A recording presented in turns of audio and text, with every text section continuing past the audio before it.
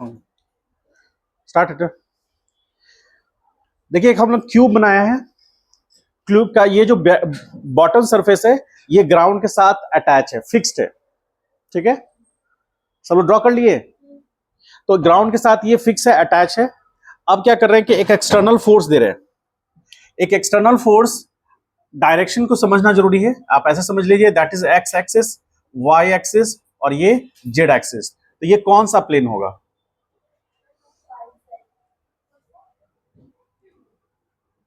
YZ होगा। ये plane कौन सा? ए बी सी डी कौन सा प्लेन होगा?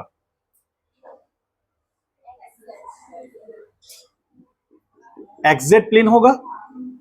ठीक, क्या ये जो ई एफ जी एच ये भी एक्सजेड प्लेन होगा?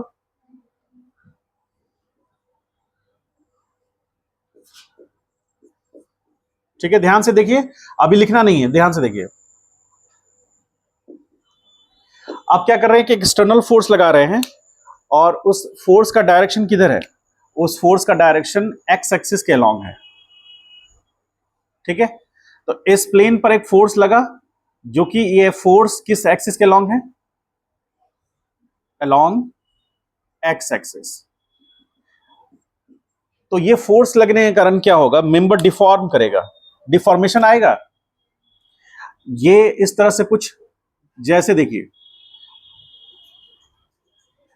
ए से ये ए डैश हो गया, डी से डी डैश, उसी के करस्पॉन्डिंग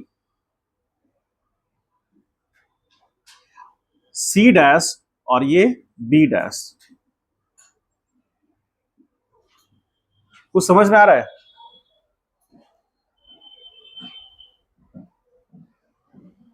समझ में आया हो तो बताइए।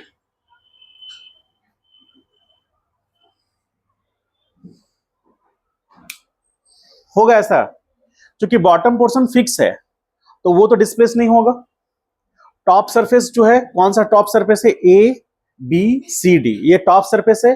पॉजिटिव एक्स डायरेक्शन में फोर्स लगा, जिस कारण से जो कंप्लीट सिस्टम है वो सिस्टम हल्का सा डिस्प्लेस हो गया। मतलब ऐसे था, ऐसे हो गया। तो जब ऐसे टर्न करेगा कोई एंगल बनेगा।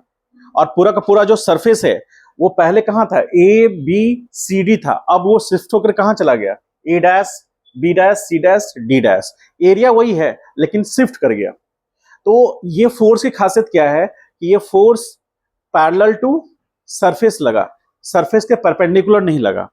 और इसकी खासियत क्या है कि ये मेंबर को सीयर आउट करने की कोशिश कर रहा है, तोड़ने की कोशिश कर रहा है। समझे? तो तोड़ने की कोशिश कर रहा है। और इससे पहले का जो फोर्स था वो क्या कर रहा था? कोशिश कर रहा था मेंबर को एलोंगेट कराना या कंप्रेस कराने की कोशिश कर रहा था। ये मेंबर को शेयर आउट कराने की कोशिश कर रहा है। और इस कारण से ये बहुत ज्यादा खतरनाक फोर्स है, क्योंकि ये फोर्स यहां के सरफेस को क्रैक करने की टेंडेंसी रखता है। अब ये जो एंगल है, इस एंगल को हम लोग फाई कह सकते हैं। तो ये फाई कह सकते हैं, तो ये लेंथ को हम डेल्टा ले सकते हैं। डेल्टा मतलब क्या हुआ? चेंज, मतलब कितना वो आगे शिफ्ट हुआ। ज्यादा फोर्स लगाएंगे तो ज्यादा शिफ्ट होगा, कम फोर्स लगाएंगे तो कम शिफ्ट होगा। जैसे कि हम लोग टेंसाइल फोर्स में कर रहे थे। टेंसाइल फोर्स में टेंशन फोर्स लगा रहे थे, यदि मैग्नीट्यूड ज्यादा रहेगा एलोंगेशन ज्यादा होगा। कंप्रेसिव फोर्स में यदि हम कंप्रेसिव फोर्स लगा रहे हैं, जितना ज्यादा फोर्स लगाएंगे कंप्रेशन उतना ज्यादा होगा। तो डिफॉर्मेशन जो है that is directly proportional to applied force. ठीक है, तो यहां पर क्या हो रहा है कि डेल्टा ज्यादा कब होगा? फोर्स जब ज्यादा होगा तो डेल्टा ज्यादा होगा, तब एंगल ज्यादा बनेगा। तो यहां पर हम tan फाई ले सकते हैं। tan फाई क्या रिप्रेजेंट करेगा? डेल्टा बाई, ये लेंथ को हम मान लेते हैं L। ये क्यूब है जिसका लेंथ कितना है? L। तो डेल्टा बाई L ले सकते हैं। आप हमको ये बताइए डेल्टा बाई L क्या होगा? डेल्टा L बाई L क्या होगा? स्ट्रेन। तो यहां पर इसको हम ले सकते हैं बराबर, इसको हम लोग बात करते हैं गामा से भी कभी कभी रिप्रेजेंट करते हैं, अलग ये सिंबल है, इसको बोलते हैं शियर स्ट्रेन। ठीक है, और फोर्स लगा तो यहां पर चूंकि शियर फोर्स लगा टाउ, टाउ को हम क्या बोल रहे हैं? शियर स्ट्रेस बराबर क्या होगा? Shear force by area. तो शियर फोर्स कितना होगा, एफ। एरिया कौन सा, एरिया कौन सा होगा, ए बी होगा ऐसा। और यहां पर जो फोर्स होगा shear force, that is parallel to F parallel, ये क्या होगा, parallel to the shear surface. ठीक है, शियर फोर्स के कारण मेंबर में शियर स्ट्रेस डेवलप करेगा, और इसी को हम लोग टेंजेंशियल स्ट्रेस भी कहते हैं, इसी को टेंजेंशियल स्ट्रेस। टेंजेंशियल स्ट्रेस क्यों कहेंगे, क्योंकि जो फोर्स लग रहा है वो सरफेस के टेंजेंट है। समझ गए, तो ये फोर्स जो है, फोर्स पैरेलल और टेंजेंट टू द सरफेस। ठीक है, always try to shear out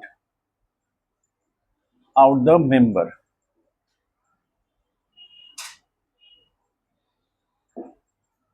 और यहां से एक चीज और ध्यान रखिएगा, अभी हम लोग जो बात कर रहे हैं शियर फोर्स का, वो सॉलिड बॉडी के लिए कर रहे हैं।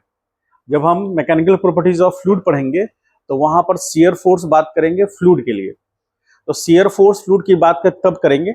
अभी यहां पर एक चीज हमको ये बताइए कि यदि इस सरफेस पर कौन सा A B C D surface पे जो फोर्स लग रहा है वो पॉजिटिव एक्स में है, तो जो surface E F G H पे लगेगा वो फोर्स किस डायरेक्शन में होगा, नेगेटिव एक्स एक्सिस में होगा। तो नेगेटिव एक्स एक्सिस में तो कपल प्रोड्यूस हो जाना चाहिए।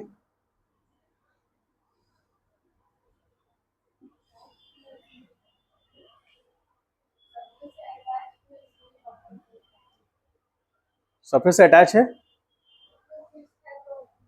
हाँ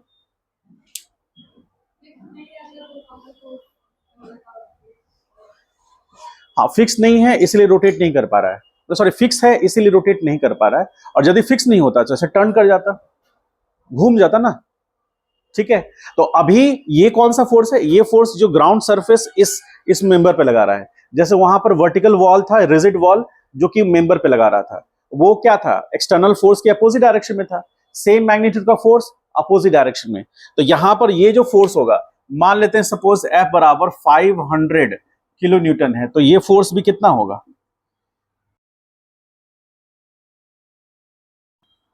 किलो न्यूटन। ये नॉर्मल फोर्स है या रिएक्शन फोर्स है, ठीक है, दोनों का मैग्नीट्यूड क्या होगा, सेम होगा। समझ पाए शियर फोर्स को, शियर स्ट्रेस को समझ पाए, और शियर स्ट्रेन को। शियर स्ट्रेन कैसे डेवलप किया, ये जितना ज्यादा होगा तो शियर स्ट्रेन उतना ज्यादा होगा। अच्छा, शियर स्ट्रेन मान लीजिए सपोज करें कि हम जो मेटल यूज कर रहे हैं जिसका ये क्यूब बना हुआ है, वो मेटल मान लीजिए कि एल्यूमिनियम का है, तो उस केस में जो शियर स्ट्रेन डेवलप करेगा। और दूसरी केस में जब ये मटेरियल जो है वो कास्ट आयरन का है, cast iron as compared to aluminium hard होता है, वो कास्टिंग से बनता है। कास्टिंग प्रोसेस समझते हैं आप लोग, कास्टिंग प्रोसेस समझते हैं, कास्टिंग प्रोसेस नहीं समझते। आपके डे टू डे लाइफ में आसपास जितना सब चीज है सब कास्टिंग से बना है। ज्यादातर चीजें कास्टिंग से बनी हुई हैं। जैसे ईयर रिंग्स कास्टिंग से बनता है, ठीक है, वहां पर आयरन के जगह पर गोल्ड को मिल्ट किया जाता है, प्रोसेस तो कास्टिंग ही है। पानी का बॉटल जो आप लोग यूज करते हैं, ये ब्लोइंग प्रोसेस के थ्रू बनता है, ये भी कास्टिंग का ही एक पार्ट है। और जो आप पेन यूज करते हैं वो सब कास्टिंग का ही एग्जाम्पल है, उसके थ्रू पेन बनते हैं या और सब चीजें बनती हैं। आप जो चश्मा पहन रहे हैं वो चश्मा का फ्रेम कास्टिंग से बनता है। कभी सोचे कैसे बना है वो, नहीं, सब कास्टिंग से बनता है। ठीक है, कास्टिंग प्रोसेस में क्या होता है, जनरली इन जनरल एक हम क्या बोलेंगे, ढांचा कह लीजिए। आपने कभी छोटा सा मोल्ड जिसको बोलते हैं, टेक्निकल भाषा में मोल्ड बोलते हैं उसको, आप लोग ने कभी मूर्ति, वो छोटा मूर्ति बनता है वो देखा है आपने, सरस्वती माता का, या जो भी अभी ट्रेंड चल रहा होता है, सबके ट्रेंड होता है उस समय, वो मूर्ति बनाने वाला क्या करता है, पूजा चेंज, सांचा चेंज, ठीक है। फिर सरस्वती माता का, दुर्गा माता का, सबका, तो उसमें क्या होता है कि वो सांचा है, उसमें प्लास्टर ऑफ पेरिस डालता है, वो उसको मिक्स करके कुछ और थोड़ा सा ग्रेडियंट की थोड़ा सा स्ट्रांग बने, हार्ड बने, उसको डाल करके ऊपर से प्रेस कर देता है। प्रेस करने के बाद थोड़ी देर के बाद उसको हटाता है, मूर्ति निकल के सामने आ जाता है। This are also part of casting. आप लोग कास्टिंग और कुछ सुने होंगे, थोड़ा हम भी अपडेट रखते हैं आप लोग के मुताबिक चलने के लिए। आप लोग किसी और कास्टिंग रखे होंगे, ठीक है, लेकिन हम लोग जो बात कर रहे हैं वो मटेरियल कास्टिंग की बात कर रहे हैं, ठीक है। तो उसमें हम लोग मान लीजिए कास्ट आयरन है, मतलब लोहे का हम लोग ने पिघला करके, मिल्ट करके उसको एक शेप दिया है, जिसके बहुत सारे गाड़ियां और भी इंस्ट्रूमेंट है, जैसे रिनफोर्स है, जो छड़ वगैरह यूज करते हैं सिविल इंजीनियरिंग में, वो सारा चीज कास्टिंग के थ्रू, स्टूडेंट प्रोसेस के थ्रू बनता है। बहुत सारे प्रोसेस, मिक्स प्रोसेस है, उतना डिटेल में नहीं जाना, मात्र 6 साल का कोर्स है, कर लीजिएगा आराम से, ठीक है। मात्र 100 तरीके के कास्टिंग प्रोसेस हैं। हाँ, उसके बाद फोर्जिंग के 200 तरीके के, फोर्जिंग मतलब हैमरिंग करना, हैमरिंग करके हम किसी चीज को डिफ मतलब कि ज्यादा स्ट्रांग बनाते हैं, कोई मटेरियल स्ट्रांग बनाएंगे, और यदि मॉडरेट लेवल पर रखना है तो कास्ट करेंगे, और उससे भी हल्का रखना है तो उसका प्रोसेस कम कर देंगे, बहुत सारे बना सकते हैं उसको। Metal removing process, cast. Lathe machine के बारे में सुने हैं आप लोग? लेथ मशीन के बारे में आज आज ही घर जाइएगा, नहीं तो घर नहीं भी जाइएगा तो देख लीजिएगा।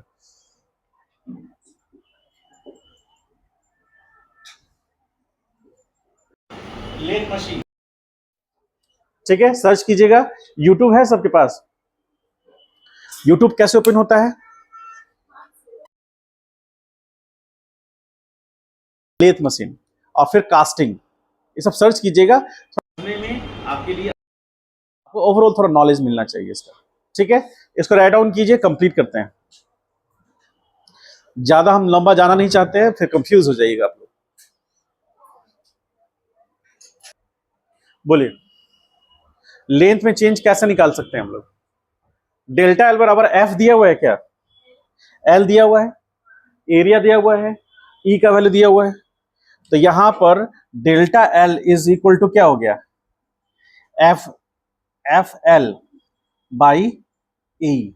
एफ कितना है? 300 इंटू 10⁻³ लेंथ कितना है? 100 इंटू 10⁻⁻² होगा, डिवीजन। उसके बाद ए, एरिया लेना है, एरिया कितना है? 20 इंटू 10⁻⁻4 होगा। उसके बाद ई, ई कितना है? 2.4 इंटू 10⁻9 होगा, गीगा। जैसे किलो न्यूटन, ठीक है, किलो न्यूटन मतलब 10⁻³ न्यूटन। उसके बाद मेगा न्यूटन, मेगा न्यूटन मतलब 10⁻6 न्यूटन। गीगा न्यूटन मतलब 10⁻9 न्यूटन। यहां बड़े बड़े फोर्सेस की बात होगी। आप ऐसा सोचिए कि एक, जैसे पुल, आप इधर से गुजरेंगे, आपको रास्ते में पुल दिखेगा, तो पुल का जो कॉलम है, उस कॉलम पर जो स्लैब रखा गया है, वो एक एक स्लैब जो है ना, वो 100-100 टन का होता है, ठीक है, कम से कम 20-25 टन का तो जरूर होता है, छोटे छोटे स्लैब्स। उसको उसको कंबाइन करके स्लैबिंग करते हैं पूरा। देखते हैं क्रेन लगा हुआ होता है, जहां पर स्लैब होता है उसके आगे में ना एक येलो कलर का जनरली क्रेन होता है, उसके ऊपर में स्लाइडर होता है। वो क्या करता है, एक एक कॉलम से दूसरे कॉलम को सेटल कर लिया, अब ऊपर से उस स्लैब को ले जा करके वहां पर डिपॉजिट करेगा, उसको वेल्ड करेगा, उसको शिफ्ट करेगा, वेल्ड करेगा, फिर दूसरा स्लैब को ला करके वहां रखेगा, उसको वेल्ड करेगा, फिर ये क्रेन आगे चला जाएगा। नहीं समझे? कभी होता हुआ देखें? कभी इंटरेस्ट? हम लोग इसमें इंटरेस्ट नहीं है सर। हाँ, वो गिर जाए तब इंटरेस्ट है। देखे कैसे अभी मतलब कि पुल वगैरह या फिर ब्रिज वगैरह बनाए जाते हैं, नहीं इंटरेस्ट है कष्टदायक इंटरेस्ट लग रहा है, ऐसे कर रहा है। देखिए, कहने का मतलब अब इसको हम बनाएंगे तो फिर लंबा समय चला जाएगा। मतलब आप समझिए कॉलम्स के कॉलम कनेक्ट करते हैं उसको। कॉलम क्या करता है? कंप्रेसिव लोड को बियर करता है। कंप्रेसिव लोड के ऊपर में जो स्लैब होता है, स्लैब कनेक्ट होते हैं एक दूसरे से, ठीक है। जब उसको कलेक्ट होता है और वो फ्लेक्सिबल होता है, ऐसे ऐसे हिलता है वो, ठीक है। कभी आप ब्रिज पर चढ़ेंगे और आप देखिएगा हेवी कार वगैरह या हेवी ड्यूटी व्हीकल्स जाते हैं ना, तो पुल हिलता है। वो नहीं हिलेगा तो क्रैक कर जाएगा। उसको हिलना ही चाहिए, जिसको हम लोग टेक्निकल भाषा में, इंजीनियरिंग की भाषा में बोलते हैं सैगिंग। सैगिंग और स्वेगिंग वो होना ही चाहिए। अदरवाइज मेंबर नहीं हिलेगा तो वो बैलेंस नहीं कर पाएगा। जैसे आप फार्मूला 1 का जो कार रेस देखते हैं, कभी देखे हैं आप? उसमें जो कार होता है ना, यदि वो हेड ऑन कॉलिजन हुआ तो पूरा का पार्ट ब्रेक हो जाता है उसका। नहीं ब्रेक होगा तो जो अंदर में ड्राइवर है वो मर जाएगा। तो सारा पार्ट्स अलग हो जाना चाहिए। वो इस तरह से बनाया ही जाता है कि वो डिटैच हो जाए।